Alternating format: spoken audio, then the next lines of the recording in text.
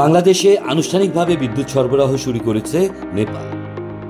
চট্টগ্রামে পাকিস্তানি কার্গো জাহাজ আসায় দিল্লি উদ্বিগ্ন, জানালো ভারতীয় গণমাধ্যম।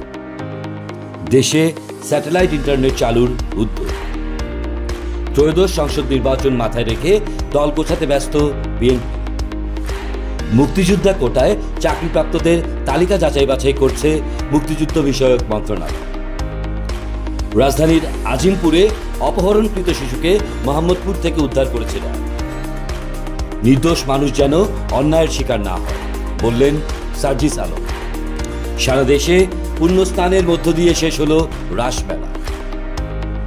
হোয়াইট হাউসের প্রেস সেক্রেটারি পদে ২৭ বছরের ক্যারোলিনকে বেছে নিলেন ট্রাম্প। বর্ণবাদী মন্তব্য করে নিষিদ্ধ উরুগুয়ান মিডফিল্ডার রদ্রিগো বেন্তাকে। দৈনিক বাংলা, স্বাধীনতার পক্ষের দৈনিক।